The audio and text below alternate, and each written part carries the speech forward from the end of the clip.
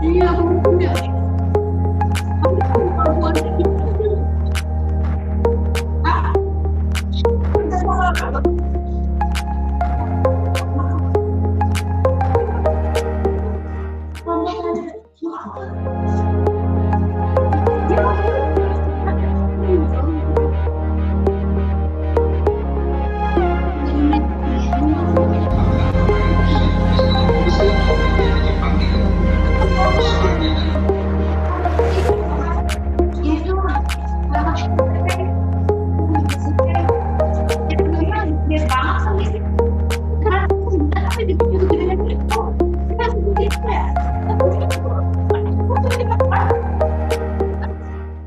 emang gitu biasanya.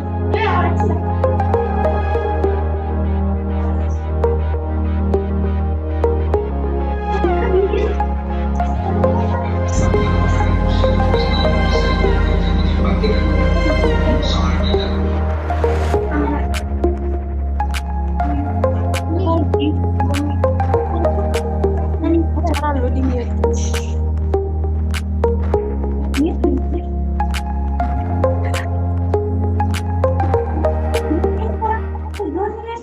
Makanya pakai background. Gak ngerti cara backgroundnya.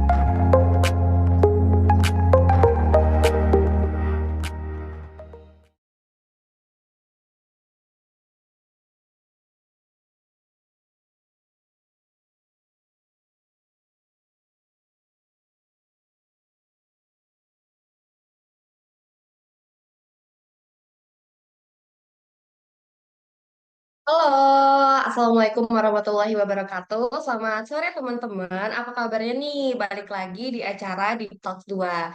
Sebelumnya perkenalkan, nama saya Everina Sari. Di sini saya akan menemani teman-teman sebagai pembawa acara di acara di Talks ini dengan tema urgensi dan prospek kerja caregiver di Jepang. Di sini saya ingin mengucapkan terima kasih kepada peserta yang telah hadir untuk mengikuti acara ini. Dan saya juga ucapkan terima kasih dan selamat datang kepada para narasumber yang sudah menyempatkan waktunya untuk kita sharing nih bareng-bareng tentang prospek kerja caregiver di Jepang.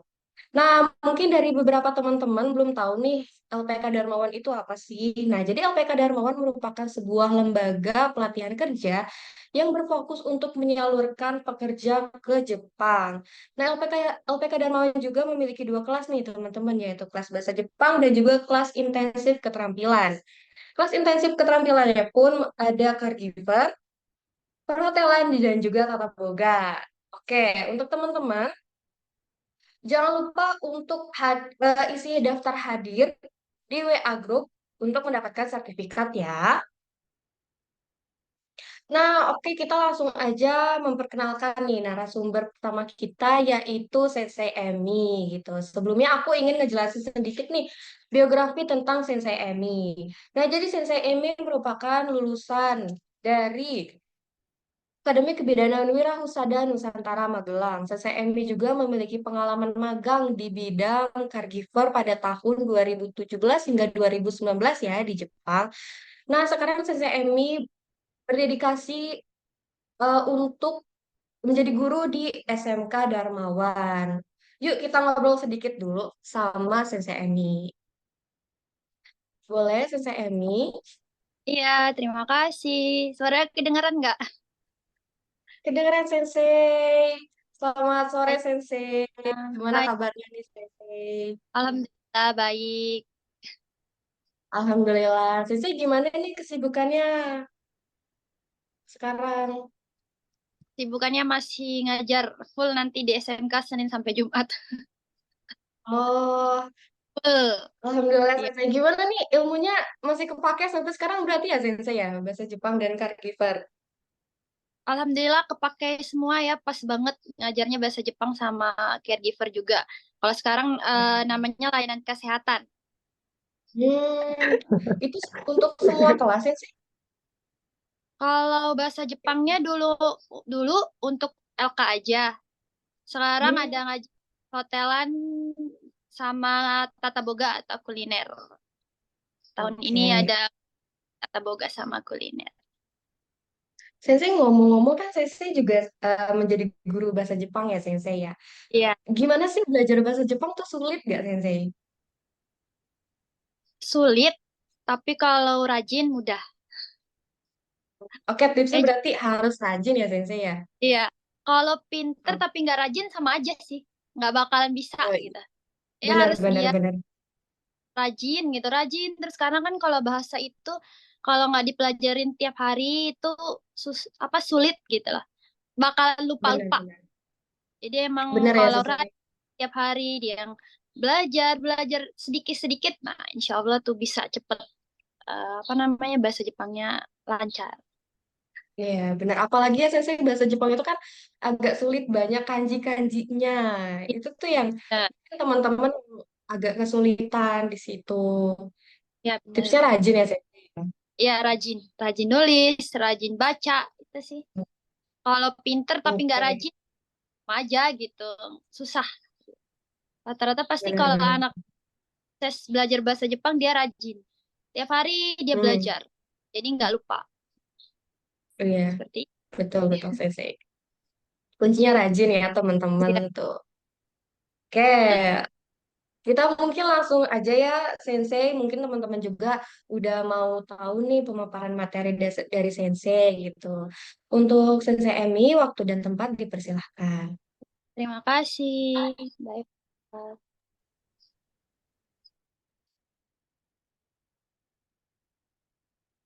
Oke, selamat sore semuanya. Semoga diberikan selalu kesehatan ya. Jadi di sini kita seminar kali ini untuk sharing-sharing aja gitu ya. Nanti ada apa tanya jawab di akhir ya.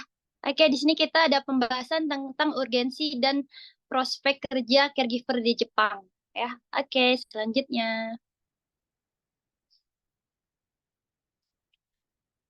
Next. Oke, pengertiannya caregiver itu apa sih gitu ya? Caregiver itu adalah satu profesi yang mendedikasikan dirinya untuk membantu orang lain ya. Jadi seseorang yang memiliki keterbatasan tuh membutuhkan dukungan caregiver ya. Contohnya lansia ya. Jadi profesi ini membutuhkan kemampuan komunikasi, kesabaran serta empati yang tinggi ya. Apa sih bedanya? Mungkin ada yang bertanya ya, caregiver dengan perawat. Nah ya, kalau caregiver ini dia lebih ke aktivitas ya. Ya, kalau misalnya kalau perawat tuh kan mungkin ada medis-medisnya. Nah, kalau caregiver ini tidak melakukan hal-hal yang kegiatannya dengan medis. Dia lebih ke pendampingan. Nah ya, kalau profesi caregiver ini harus memiliki kemampuan komunikasi, kesabaran, serta empati yang tinggi ya. Karena kita ini menemani dia bisa jadi 24 jam ya. Benar-benar emang butuh komunikasi, apalagi kalau contohnya caregiver di Jepang. Nah, komunikasi kita kalau di Jepang apa sih dipakainya? Nggak mungkin kan pakai bahasa Sunda. Nah, jadi kalau mau ke Jepang berarti harus kita gunakan komunikasi berbahasa Jepang ya, serta memiliki kesabaran.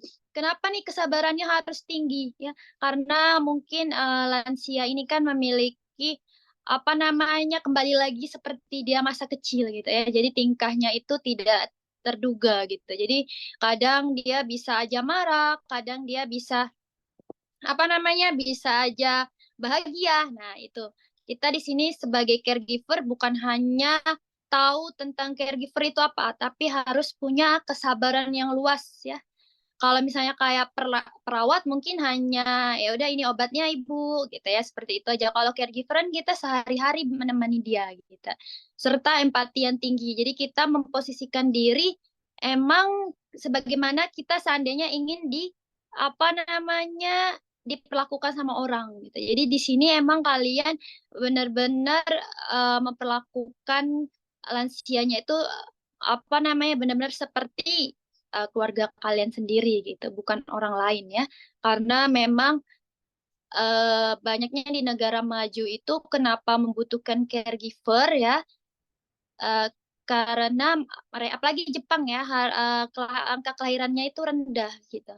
Jadi banyak banget lansia yang belum menikah, yang belum punya anak gitu. Jadi dari pemerintah memang membuat kayak senior living ya. Kalau di dekat SMK kita ada senior living sama senior care. Nah itu hampir sama ya seperti itu. Ada nanti yang dilakukan kegiatan-kegiatannya setiap hari apa aja dari bangun tidur sampai tidur lagi. Nah itu seperti itu. Beda juga dengan mungkin panti jompo ya. Nah, kalau di Indonesia bedanya panti jompo itu paling hanya udah diliatin aja gitu, tidak ada aktivitas-aktivitas yang kita lakukan gitu ya. Kalau di caregiver ini benar-benar kalian melakukan aktivitas dari mengajar apa namanya mengajak ngobrol, bercerita, bermain gitu, tidak hanya menemani atau hanya berada di sampingnya saja gitu, tidak ya, seperti itu. Oke, next selanjutnya. Apa sih yang tugas yang dilakukan kira-kira untuk perawatan caregiver ini ya? Ada yang pertama memandikan, memberi makan, mengganti pakaian, ekskresi, mobilisasi, rekreasi, sama rehabilitasi ya. Jadi di sini nih tugas-tugas sehari-hari kalian itu ya biasanya ada tugas memandikan. Nah ya kalau waktu ibu di Jepang ada ibu tidak memandikan karena ada tugas sendiri ya gitu. Jadi nanti kalau kita kerja di Jepang atau apa namanya kerja di rukun gitu nanti akan ada diberikan nih ke tugas sehari-hari kalian akan melakukan apa saja pada si misalnya warga A ya misalnya dia hanya bisa tidak bisa mandi nah itu kalian akan membantunya tapi kalau dia bisa mandi sendiri ya kalian hanya menjaganya saja gitu ya tidak ikut memandikan gitu seperti itu kalau makan juga sama ya kalau dia emang membutuhkan bantuan baru kita bisa memberikan bantuan. Kalau di Jepang seperti itu ya.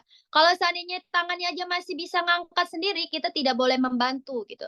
Jadi dia akan usaha sendiri. Kalau benar-benar tidak bisa, baru kita bantu. Seperti itu. Mengganti pakaian juga. Semua tugas ini akan dilakukan jika lansia atau warganya membutuhkan. Kalau tidak, kita hanya melihat atau jika dia mengajak bermain, mengajak bicara, atau dia jika ada keperluan yang tidak mungkin bisa dilakukan, baru kita bantu. Ya, seperti itu. Jadi kalau waktu ibu di Jepang, ya nemenin aja. Kalau dia butuh, baru kita bantu. Karena tidak boleh dibantu. Ini apa? Istilahnya seperti itu ya. Dia harus bisa mandiri karena bayangin aja kalau misalnya dia lakukan segalanya dibantu gitu ya. Jadi gerak-geraknya agak sulit, nanti dia bisa kaku badan-badannya seperti itu ya. Oke, kualifikasinya bagaimana sih kalau kalian ingin kerja di Jepang? Ya, seperti kemampuan yang pertama itu adanya sertifikat ujian JLPT ya N4 atau JFT Basic N4 ya. Setelah itu ada namanya Tokutegi no ya, ini atau disebut SSW. Jadi SSW ini ujiannya ada bahasa Jepang caregiver dan ada bahasa Indonesia caregiver. Nah, seperti itu ya. Jadi ada dua, nanti sekitar 15 soal bahasa Jepang, nanti 15 soalnya bahasa Indonesia. Seperti itu ya. Jadi benar-benar kualifikasinya ini dari internasional ya, bukan dari LPK Darmawan yang buat atau dari ibu yang ngomong ya. Jadi emang semuanya ini sesuai dengan internasionalnya Jepang, apa yang boleh bisa kualifikasi yang bisa kerja di sana, bukan kerja TKW atau TKI yang abal-abal ya.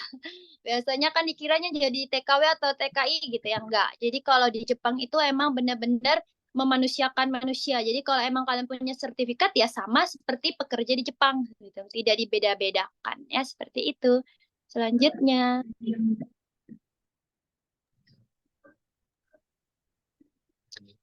perbedaannya menjadi caregiver di Indonesia dan di Jepang itu apa? Yang pertama, sistem seperti alat dan mesin pembantu yang digunakan gitu ya.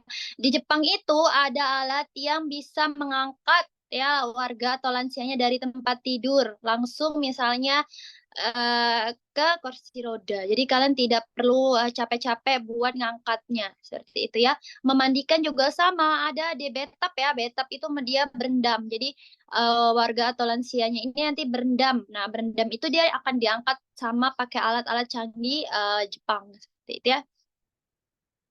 Nah, pelatihan dan ujian menjadi perawat lansia. Nah, ya bedanya kalau di Jepang, kalau di Indonesia mungkin kalian bisa home care ya dengan mungkin punya lulusan caregiver seperti itu. Nah, kalau di Jepang, kalau kita mau ke Jepang ada ujiannya seperti yang tadi SP, JFT Basic ya seperti itu. Nah, yang ketiga ada kesejahteraan lingkungan pekerjaan. Perawat lansia Indonesia masih terbilang dengan keigo di Jepang ya. Jadi kesejahteraan lingkungannya itu seperti misalnya kerjasama atau misalnya dari gaji. Nah ya itu kesejahteraannya kalau di Jepang itu gajinya lebih tinggi gitu ya. Jadi emang kalau di Indonesia kan gajinya ya bisa dibilang lebih kecil gitu ya dengan kalau kalian di SMK mungkin kerjanya gajinya kecil, tapi kalau di Jepang walaupun SMK kalian tetap dengan gaji sesuai dengan peraturan di sana gitu. Tidak bukan karena SMK gajinya kecil, tidak seperti itu ya, sesuai dengan kaigonya kalian atau caregivernya kalian ya seperti itu. Jadi ada perbedaan ya sistemnya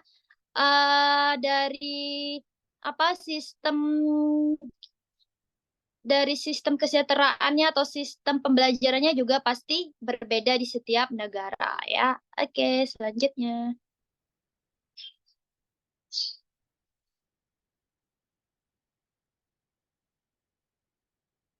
Nah, ngapa sih kalian kira-kira Jepang, kan masih ditanya kenapa sih kalau caregiver di Jepang itu sangat dibutuhkan ya?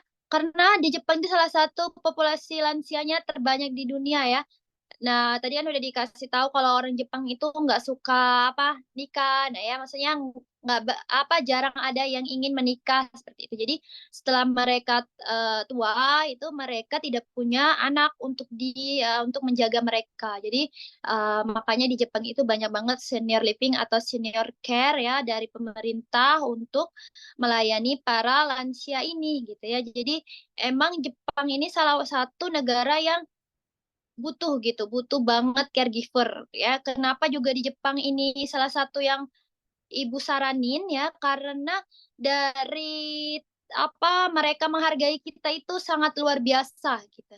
Ya sangat-sangat yang dibilang, aduh kita kan maksudnya bukan orang Jepang ya, tapi mereka tuh menghargai kita sama seperti kita orang Jepang gitu. Tidak ada membeda-bedain, kamu pakai kerudung juga mereka tidak bermasalah gitu, seperti itu ya. Asal kamu bisa ngomong kenapa alasan kamu memakai kerudung seperti itu. Jadi mereka punya toleransi yang cukup tinggi gitu ya.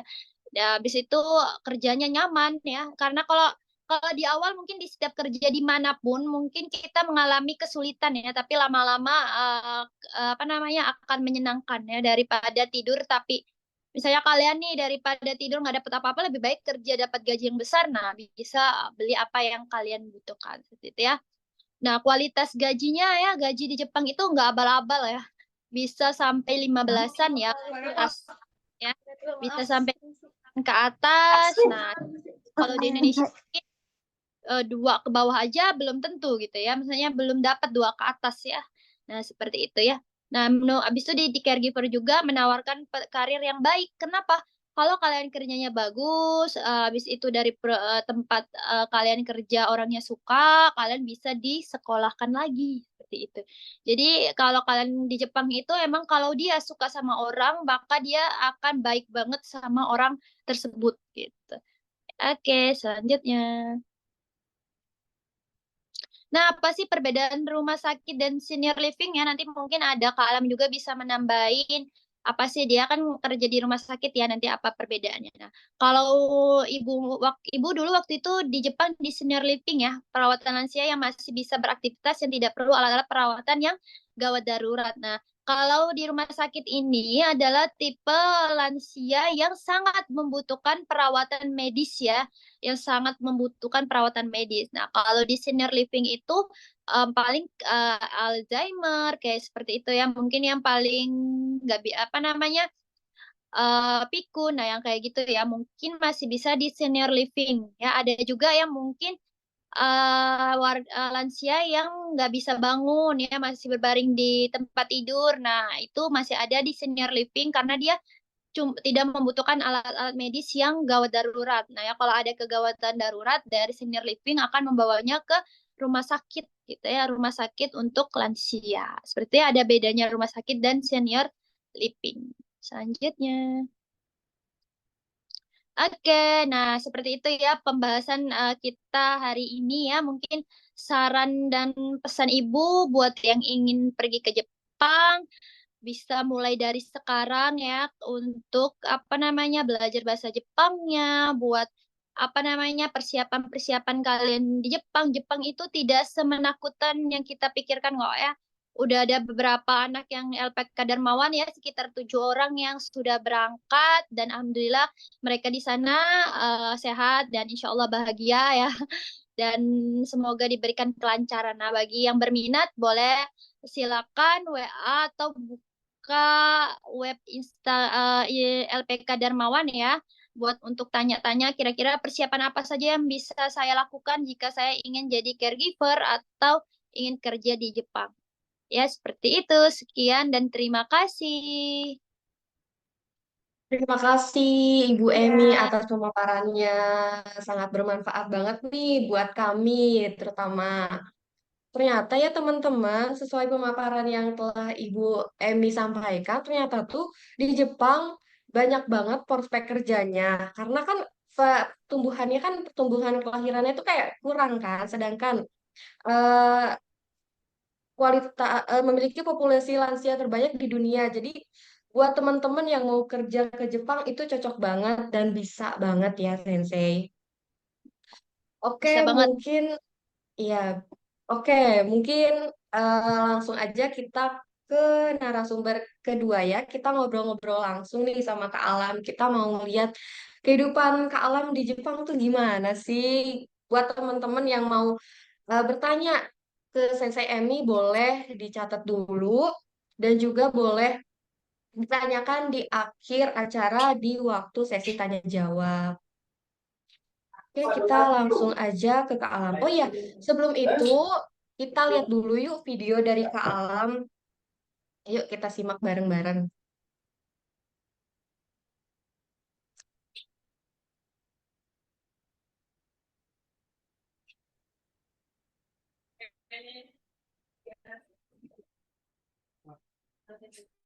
I don't know. I don't know.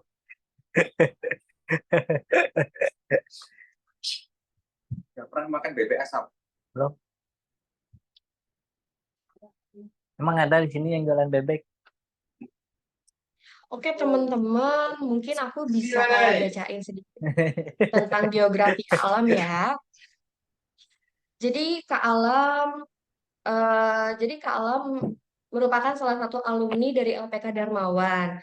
Nah, Kak Alam juga sudah bekerja nih sebagai caregiver di Jepang dan bekerjanya di Susukino Hospital di mana? Sapporo, di Sapporo ya teman-teman. Oke, kita langsung panggil aja Kak Alamnya.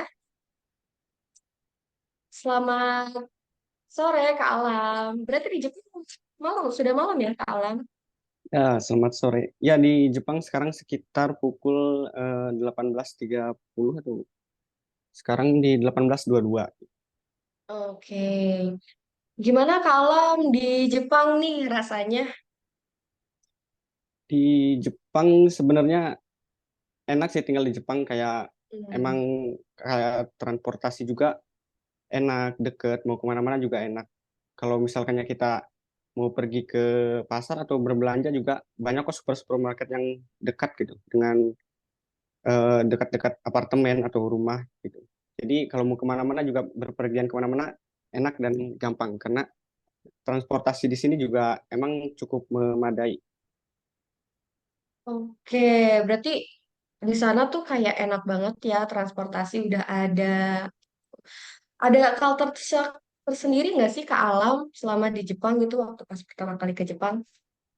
Untuk culture shock mungkin ya kalau dari orang-orangnya Jepang itu sendiri karena orang Jepang kan cenderung mereka itu hidupnya itu tertutup ya karena emang gak pernah berinteraksi dengan tetangga atau misalkannya kita tetangga di sebelah rumah atau di depan rumah juga apa namanya mereka tuh sangat tertutup hidupnya. Jadi mereka tuh gak ada yang kalau kita di Indonesia tuh kita kan kalau di depan rumah tuh ngobrol-ngobrol sama tetangga. Kalau di Jepang tuh emang mereka tuh kayak anti banget gitu Hmm, sama namanya ngobrol ya. orang-orang tetangga gitu ya. Untuk ngobrol-ngobrol sama Hmm. tetangga tuh emang jarang banget untuk orang Jepang gitu.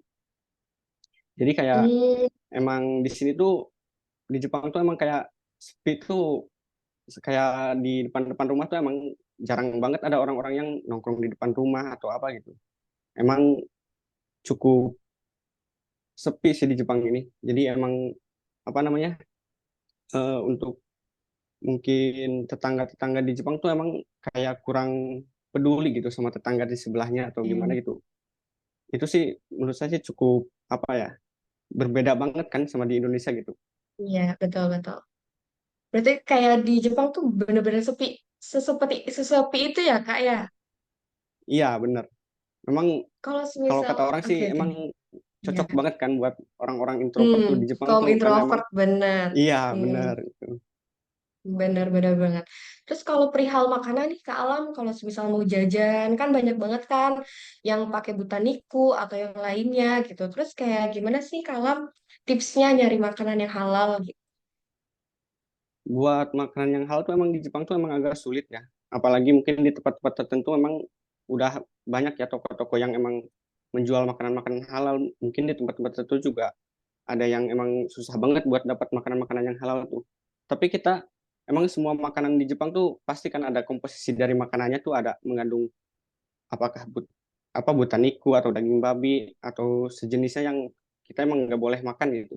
Jadi teman-teman kalau emang apa namanya mau ke supermarket, mau beli makanan atau apa itu bisa dilihat atau dicek dari komposisi makanannya. Dan juga kalau emang mau lebih aman gitu, kita bisa buat atau masak sendiri gitu di rumah. Berarti kalau untuk makanan Kak Alam lebih banyak masak sendiri kali ya? Iya, kalau buat makanan emang lebih banyak masak sendiri itu di rumah. Oke. Berarti kalau lebaran-lebaran gitu masak sendiri dong Kak? Ya, Untuk lebaran. Lebaran mungkin emang apa namanya, di sini kan emang belum banyak apa orang-orang asing juga kan, di kebetulan saya juga di Hokkaido kan, jadi di sini emang kalau Lebaran tuh emang kayak nggak ada apa ya namanya, hari-hari yang kalau mungkin di Tokyo kan kayak ada buat sholat Id atau buat Lebaran tuh ada tempat-tempat kumpul orang-orang Muslim dari seluruh dunia kan ya. Kalau di sini tuh emang Benar-benar. masih apa namanya, masih belum gitu, masih belum ada buat tempat-tempat buat ke masjid juga emang cukup jauh, buat apa organisasi dari Muslim misalkannya atau apa gitu juga emang masih belum ada sih. Kalau boleh tahu nih Kak Alam, kenapa sih Kak Alam tertarik menjadi caregiver?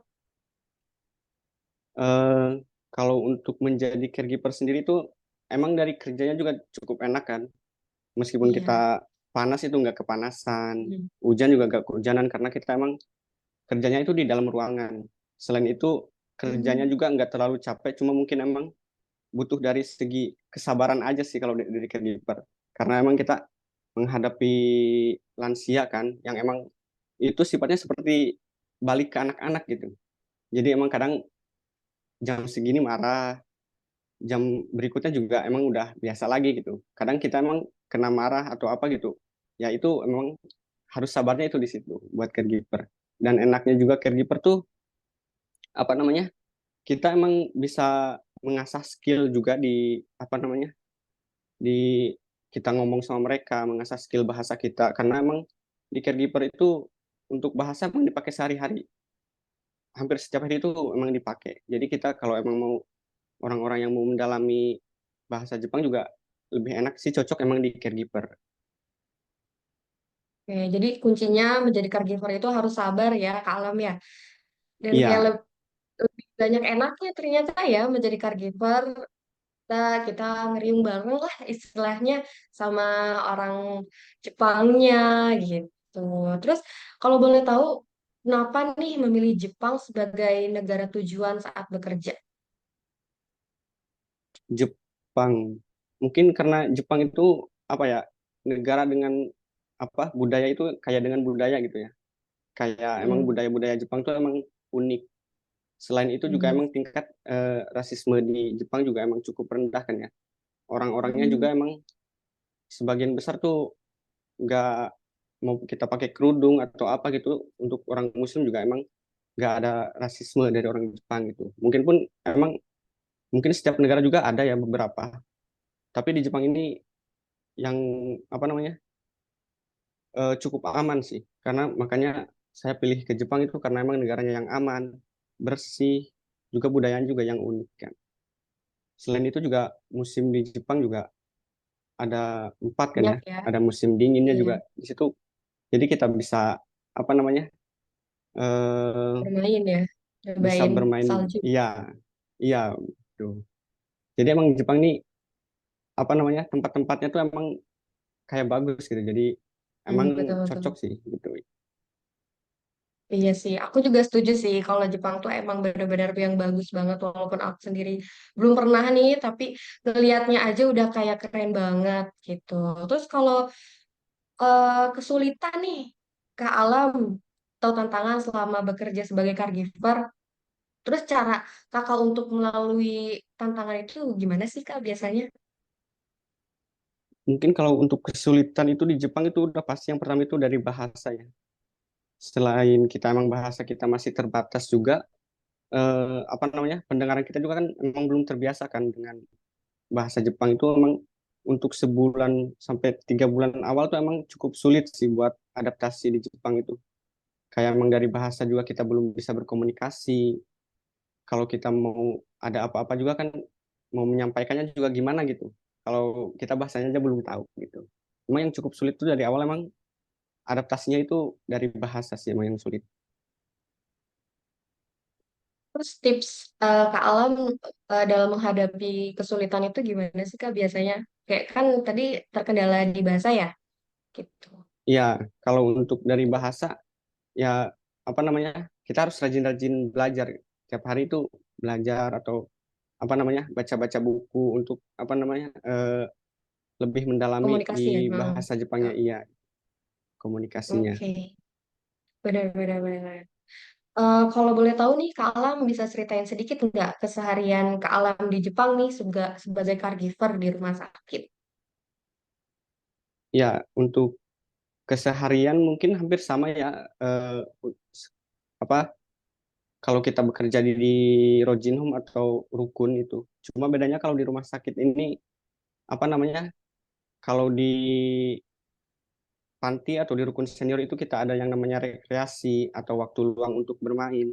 Kalau di rumah sakit itu emang nggak ada. Kayak emang dari pagi itu kita apa namanya, bantu pasien kita untuk makan, mandi, terus ganti baju gitu kan. Hmm. Selain itu kita emang di sini kalau di rumah sakit itu emang lebih banyak kerjaan itu dilakukan oleh ini apa namanya, perawat. Jadi kita emang di rumah sakit itu apa namanya, jadi asisten gitu. Kalau emang perawat butuh Hmm. ini kita bantu, kalau perawat butuh itu kita bantu. Jadi untuk selebihnya untuk bekerja itu hampir sama sih, cuma bedanya tuh kalau di rumah sakit emang nggak ada buat waktu rekreasi atau buat waktu bermain lansia itu emang nggak ada. Berarti kalau di senior living itu yang tadi Sensei Emily sampaikan, lebih banyak waktu untuk berekreasi ya, sedangkan di rumah sakit nggak ada. Terus Iya, nggak ada tips sama kalau sekali. untuk ya, terus kalau misal kalau rekreasi itu kira-kira kemana sih Kak Kalau misalkannya di kita Jepang? lagi ada waktu libur ya, di Hah? sini sini kalau di Jepang tuh biasanya ada taman. Taman tuh emang kalau di Jepang tuh dekat-dekat rumah pasti ada taman. Terus ada juga apa namanya, tempat-tempat kalau kita mau beli baju tuh banyak-banyak mall juga. Pergi ke mall, makan atau apa namanya, pergi ke taman buat olahraga gitu atau apalah namanya, rekreasi. Kalau di Jepang tuh Banyak lebih ya. banyak ke ini sih, apa namanya, ke kayak ke mall-mall gitu emang banyak gitu. Hmm, baik-baik. Terakhir nih Kak, ada kesan Kakak selama belajar di LPK Darmawan. Terus apa aja nih pesan untuk teman-teman siswa maupun calon siswa LPK Darmawan Kak? Eh, Kesan ketika belajar di LPK Darmawan sih emang apa namanya, untuk bahasa Jepang cukup sulit. Belajar bahasa Jepang tuh emang butuh waktu juga kan, butuh apa namanya, kerja keras juga. Jadi yang penting tuh jangan cepat menyerah kalau emang mau belajar bahasa Jepang tuh. Karena kalau dari bahasa kan seminggu atau 2 minggu gak belajar juga pasti cepat hilang gitu. Jadi kuncinya kalau emang mau ke Jepang itu harus rajin belajar bahasa Jepang. Berarti itu ya teman-teman kalau mau ke Jepang harus rajin belajar bahasa Jepangnya ya Kak Alam ya. Kalam terima kasih udah nyempetin waktunya nih untuk sharing sama kita. Terus untuk teman-teman yang mau bertanya langsung kepada Sensei Emi dan juga Kak Alam boleh boleh di chat di kolom chat. Nah, sebelum itu kita lihat dulu yuk video dari Kak Alam kesehariannya tuh gimana sih?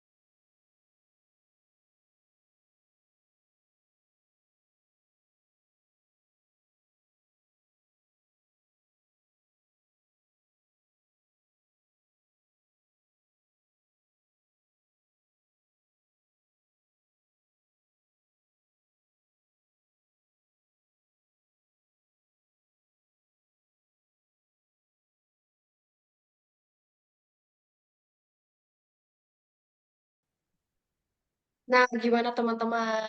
Keren banget ya, ternyata di Jepang tuh sesuai apa yang kita pikirkan ya, negara yang bersih, negara yang maju, negara yang damai gitu, yang ya cocok banget lah untuk kaum-kaum introvert gitu.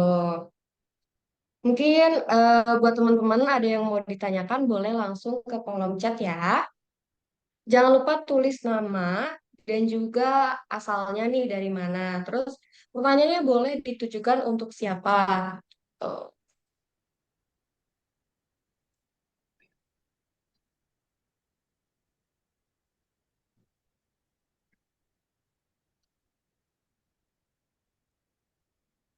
Sebelumnya mungkin aku mau nanya lagi kali ya ke Kak Alam ataupun ke Sensei Emi. Boleh? Halo, Sensei. Sensei, Boleh, boleh. gimana? Oke. Eh, Halo. Ini pertanyaan general ya, Sensei. Kak, bisa buat Sensei dan juga bisa buat Kak Alam. Jadi, aku mau nanya nih, tips dan trik dalam bahasa Jepang itu gimana sih? Dalam mempelajari bahasa Jepang gitu. Alam. Kalau dari Alam sih buat tips and tricks buat belajar bahasa Jepang tuh yang penting apa namanya kayak pagi tuh kita apa namanya hafal kotoba, terus Hmm. siangnya itu kita belajar pola kalimatnya, terus di malam kita apa kanji sama ngulang itu yang kita pelajari di pagi hari. Jadi kita emang fokusnya itu di mengulang apa pembelajaran setiap harinya itu. Jadi kita memang harus apa yang sudah kita pelajari itu harus diulang-ulang kembali. Kayak gitu sih. Kalau untuk Sensei Emi tersendiri, bagaimana Sensei? Kalau misalnya dari saya, benar ya adanya pengulangan di tiap harinya dan tergantung orangnya juga. Besok kalau anaknya emang niat nih kayak Alam, Alam tahu ibu perjuangan kita belajar dari nol bener-bener kayak Alam udah ngerasa, aduh bisa nggak ya ke Jepang, nah kayak gitu emang sampai akhirnya Alam sekarang. Jadi emang benar-benar Alam tuh tiap gitu ada ya. Nah kalau anaknya insya Allah bisa gitu. Jadi emang dulu Alam itu nggak tiba-tiba nongol langsung Jepang ya Lam. Jadi perjuangan dia benar-benar berapa kali nggak lulus. Ayo Lam semangat lagi Lam, bisa pasti bisa. Dan alhamdulillah kan Lam bisa gitu. Jadi emang kadang tuh kitanya dari diri kita ya. Kalau kita niat, kita bener-bener mau seberapa pun kitanya nggak berhasil, tetap bangkit lagi gitu. Jadi emang bener-bener nggak yang orang ke Jepang itu dia langsung datang nggak ya kata orang kah, ah enak dia mah langsung nyampe ke Jepang, enggak. Kita nggak lihat perjuangan dari kakak kelas kalian yang berangkat itu gimana, dari bener-bener kayak ada yang mau nyerah ya. Alam pernah sampai ingin nyerah ya Alam, Iya, Sensei. sampai kayak duh sensei bisa nggak ya, Alam kayaknya nggak bisa, tapi apa yang terjadi Allah tuh jawab. Kalau kita bener-bener benar-benar apa yakin bahwa kita bisa, kita benar-benar niat, insya Allah dipermudah. Nah kayak gitu. Jadi anak-anak sekarang kan lebih kayak udah nggak bisa gitu ya. Kebanyakan anak seperti itu. Padahal harusnya mereka semangat gitu. Kalau ada niat, insya Allah bisa gitu. Maupun sebagaimanapun mereka itu misalnya nggak bisa, kalau niat mau jatuh berapa kali pun tetap bangkit gitu. Nah, itu yang sulitnya membangun apa namanya jiwa anak-anak sekarang itu yang mau jatuh tapi bangkit lagi Belajar ya? gitu. Iya, Nah, benar. iya itu nggak ada yang instan ya, bener. Mungkin Benar. pikir orang enak nih ke alam langsung nyampe Jepang, enggak. Perjuangan dia nyampe ke sana itu perlu jatuh berapa kali, perlu gagal berapa kali ya sampai akhirnya dia sekarang bisa di sana. Ya, jadi emang apa tipsnya tuh kalian kalau benar-benar ya niat gitu seperti itu. Nanti kan untuk mungkin yang SMK ya, kalau kan apa dia ada LPKS Darmawan, jadi gampang gitu loh, kalian tinggal cerit nyampe deh ke LPK seperti itu ya. Jadi akan ada bantu dari sekolah dengan LPK gitu. Jadi emang apa namanya udah dipermudah nih sama sekolah, ada LPK Darmawan gitu. Jadi anak-anaknya emang tinggal mikirin belajarnya aja gitu seperti itu ya. Ya Oke. benar banget. Bener banget ya Sensei. Jadi kayak untuk di titik ke alam kayak gini pun kayak susah juga, nggak Iya instan gitu. banget Banyak banyak kegagalan. hampir menyerah ya alam, tapi alam bangkit alam pasti bisa. Alhamdulillah kan alamnya bisa gitu, mau dari diri sendiri. Kalau boleh tahu, ke alam itu udah di level berapa ke alam? Untuk bahasa Jepangnya. Iya betul. Untuk sekarang masih untuk levelnya masih apa namanya? Masih di level N4, masih belum ambil ujian ke level selanjutnya sih. Apa belajar lagi 9. Dan nanti di Jepang bisa ikut ujian lagi. Insya Allah. Sekolah sekalian di sana. Laki-laki loh ya, jadi bukan hanya laki-laki aja, perempuan juga bisa. Banyak kan ya Lam, Kak Feby ada, Kemalah ada, Putri ada. Nanti mungkin berikutnya yang undang yang cewek. Dan diundang yang cewek. Biar tahu juga ternyata bukan hanya kesempatan laki-laki ya, perempuan juga bisa. Oke. Terima kasih Kak Alam sama CCMI udah ngejawab pertanyaan aku udah ngejawab pertanyaan dari aku. Mungkin dari teman-teman banyak nih yang bertanya dari Belum ada. Kak Syifa, dari Kak Syifa Ramadhani. Hai Kak Alam, salam kenal. Aku Syifa dari SMK Darmawa. Boleh sharing metode belajar bahasa Jepang yang mudah nggak Kak? Kira-kira gimana nih Kak Alam? Ada tipsnya nggak biar mudah belajar bahasa Jepang? Kalau untuk metode belajar bahasa Jepang itu bisa pakai buku untuk ujian level N4 ya, bisa pakai buku apa Minano Nihongo itu untuk kesehariannya itu paling kita emang buat pagi itu apa di kosakata misalkannya 20 kosakata itu per hari, terus apa namanya lanjut di kanji itu sehari itu minimal 5 lah atau 10 gitu, 10 itu kanji per hari. Setelah itu apa namanya di pola kalimat, habis itu diulang-ulang lagi apa yang udah kita pelajari di pagi harinya gitu. Jadi kita pembelajarannya itu sedikit-sedikit tapi emang terus-menerus gitu. Oke, jadi kuncinya rajin belajar, kerjain, dan latihan terus di buku yang udah saya terapkan kali ya ke alam ya. Iya. Kuncinya sering-sering latihan. Oke, next ada pertanyaan dari Kak Huda dari Bogor. Izin bertanya, Kak, untuk pekerjaan Keigo ini, apakah perlu pengetahuan khusus yang perlu diketahui di luar yang dipelajari di dalam materi SSW? Kemudian, apakah ada situasi tertentu saat menjadi Keigo yang bikin Kak Alam atau Kak Sensei Emi sempat kepikiran untuk kembali ke Indonesia dan bagaimana cara mengatasi situasi tersebut? Gimana nih, Kak Alam, untuk mengatasi situasi? Kalau untuk pekerjaan emang apa namanya kalau kita di Kaigo itu pasti itu ada yang namanya itu SSW kan, latihan-latihan juga untuk apa pembelajaran dari Kaigo-nya gitu.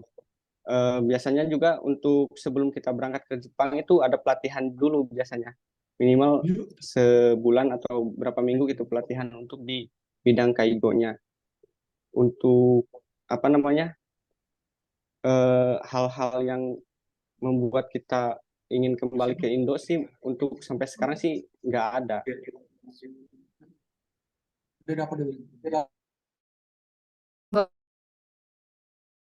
Kuat ya Kak ya, jadi kayak kita harus tetap semangat gitu. Iya. Mungkin dari CCMI bisa mengatasi situasi yang seperti itu Kalau untuk tanya ke Indonesia. di awal saya juga gitu kok. Saya waktu di Jepang di awal nangis loh, nangis ya. Kayak Allah ini bener nggak sih takdir saya di sini kayak gitu ya, benar kan, dari emang belajar bahasa Jepangnya di sana kan emang dari nol ya. Ya kalau Alam kan mungkin emang dari programnya langsung N4 ya. Kalau saya emang prosesnya apa namanya pisahnya studi ya, belajar. Jadi memang belajar di sana dari nol sampai mikir, ya Allah ini takdir saya apa bukan ya, kayak gitu sampai nangis ya, tahu ya sendiri ya, agak gimana gitu. Tapi lama kelamaan kok 1 bulan saya di sana udah bisa gitu, udah bisa beradaptasi karena mungkin dari orang-orangnya tuh membantu banget. Contohnya misalnya saya masih belum terlalu tahu kanji ya. Kalau di kayak di rumah apa di rukunnya itu ya di tempat kerja itu, dia akan tulisin nama orang itu kan kanji, di bawahnya dia akan nulisin nama kanji. Jadi kayak mereka tuh ngebantu banget kita yang benar-benar aduh apaan sih tuh kanji apaan gitu. Jadi emang yang bikin semangat di sana kalau di awal dimanapun ya, bukan hanya di Jepang ya, mau kerja dimanapun di Indonesia, mau di luar negeri pun, pasti bakal awal-awalnya tuh kayak, aduh udah gimana nih gitu. Tapi lama-lama karena mereka juga membantu kita, udah kayak benar-benar tanya Alde alam. Orang Jepang itu kalau kita baik, dia akan baik jauh lebih baik daripada kita. Ya, alam mungkin merasakan itu ya, coba. Nah, jadi dari itu tuh kayak nggak ada alasan buat kita pulang ke Indonesia. Mungkin belum waktunya pulang, kita nggak kepingin pulang gitu. Malahan kalau saya diberi kesempatan lagi untuk ke Jepang, saya mau ke Jepang gitu. Pokoknya negara yang nggak bisa saya lupakan dan orang-orangnya ramah dan sopan santunnya bagus, ya Jepang gitu. Setiap apapun yang kita dilakukan, mereka tidak lupa mengucapkan apa? Arigatou gozaimasu, arigatou gozaimasu. Padahal masalahnya itu Betul-betul. hanya kerja kita yang secuil ya. Kalau di sini, apaan sih lo ngerjain itu aja nggak bisa. Nah ya, istilahnya kalau di sini pasti digituin. Kalau di Jepang nggak. Dia akan ngajarin kita gitu, akan ngebantu kita bener-bener kayak berterima kasih banget kalau kita udah kerja di sana. Seperti itu sih. Belum ada alasan Hmm. buat saya mungkin alam juga Hmm. untuk kembali ke Indonesia kalau belum waktunya seperti itu. Oke. Ya. Jadi Ya. Jadi tuh gitu ya teman-teman, selain tekad yang kuat, support dari rekan kerjanya pun membuat Sensei Emi dan juga Kalam bertahan di Jepang nih, gitu. Oke, selanjutnya ada pertanyaan dari Kak Stephen.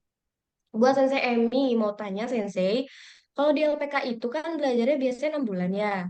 Apa itu waktu yang cukup buat belajar sampai N3?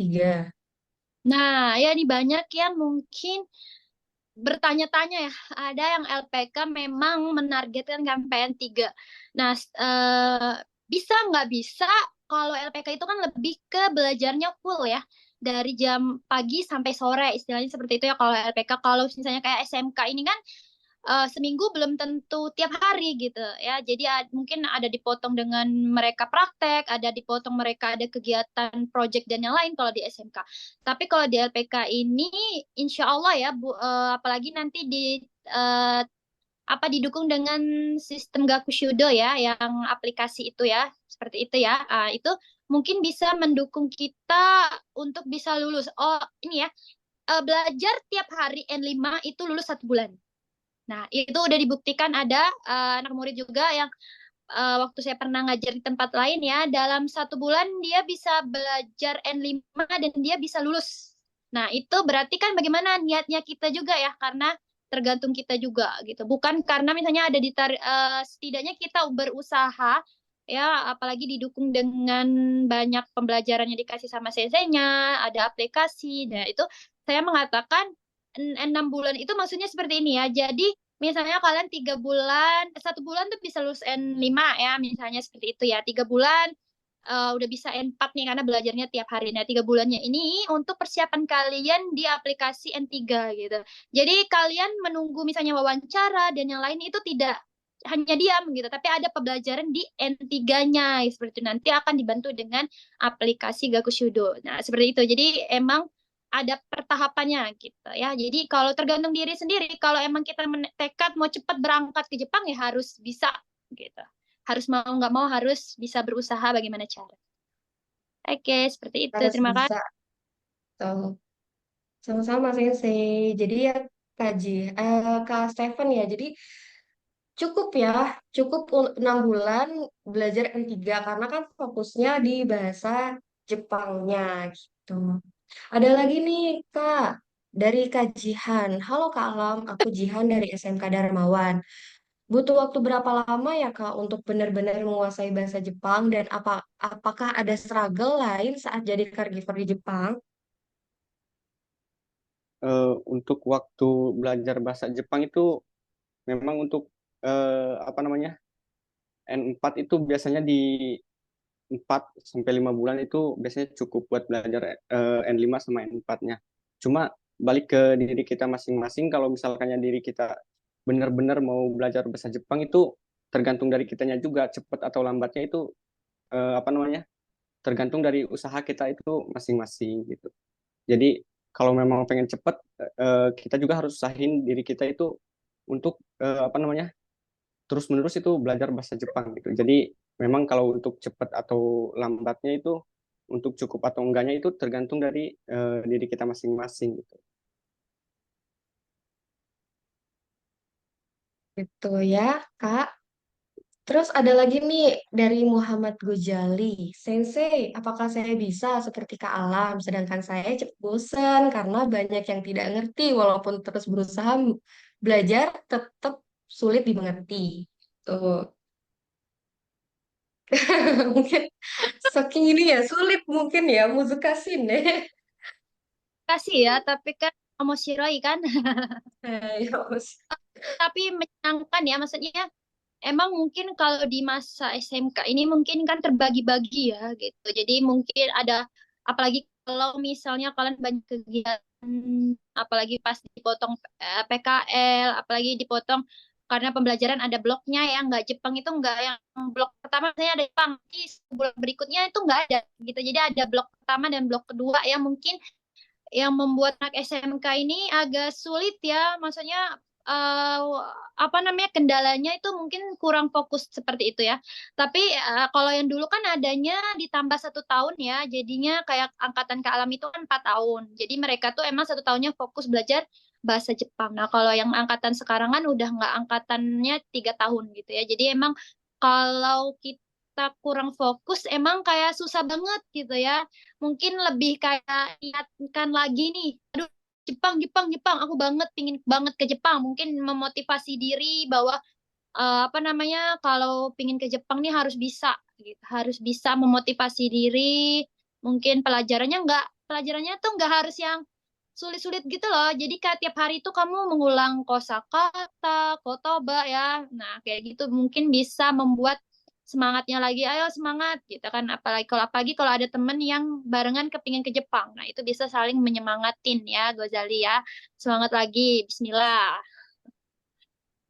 Oke. Setuju, Sensei. Jadi kayak jangan patah semangat ya buat Kak Gozali. Emang bahasa Jepang itu sulit gitu. Apalagi banyak banget tingkatannya. Saat berbicara sama orang tua gimana, sama anak-anak gimana, itu banyak banget, Sensei. Gimana kita bisa memotivasi diri kita sendiri. Tetap semangat Iya. Kak Gozali dalam belajarnya. Oke, mungkin pertanyaan dari Kak Gozali, pertanyaan terakhir di sesi kali ini. Untuk teman-teman yang mau bertanya, mau berdiskusi, boleh langsung ke grup DEP nih ya. Dan jangan lupa buat follow Instagram sosial dan juga sosial media lainnya LPK Darmawan. Terus aku juga ucapkan terima kasih kepada Sensei Emi dan juga Kak Alam udah menyempatkan waktunya nih sibuk untuk ada di sharing ya di sini sharing bareng teman-teman. Aku ucapkan terima kasih banyak. Dan untuk para peserta aku ingetin sekali lagi untuk isi daftar hadir nih biar bisa mendapatkan sertifikat.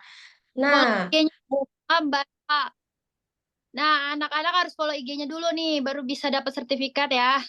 oh oke boleh. Jangan lupa follow ya Ya, teman-teman ya. ya. Oke, teman-teman. Mungkin itu saja yang bisa aku sampaikan. Aku juga ucapkan terima kasih sekali lagi kepada Sensei Emi dan juga Kak Alam. Terus kita Pasti. mungkin ada sesi foto bareng juga kali ya buat teman-teman.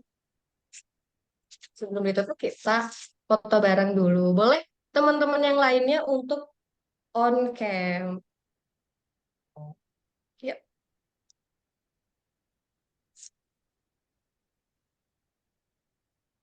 Oke, udah siap.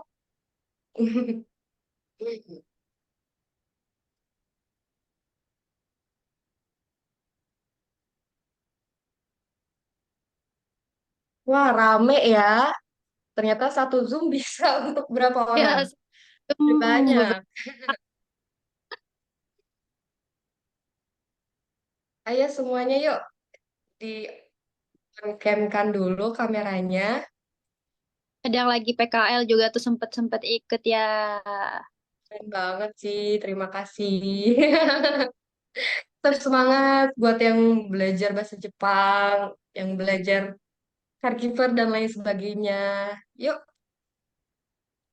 ayo. Oke, siap ya semuanya ya, kita foto ya. Gantian ya teman-teman, ada 2 slide. Oke, yuk. 1, 2, 3. Oke, sudah Kak. Oke, satu lagi ya. Next, 1, 2, 3. Oke, terima kasih semuanya. Mas Sukare sama Desta, semuanya terima kasih banyak atas waktunya yang telah meluangkan di acara di Talks 2 hari ini. Saksikan program LPK dan Wawan yang lainnya di next bulan, tahun. Pokoknya tungguin aja. Dan eh, selalu pantau sosial medianya LPK Darmawan. Mungkin kurang lebihnya itu aja dari aku. Terima kasih semuanya. Wabillahi taufiq walhidayah. Wassalamualaikum warahmatullahi wabarakatuh. Dadah. Waalaikumsalam warahmatullahi wabarakatuh.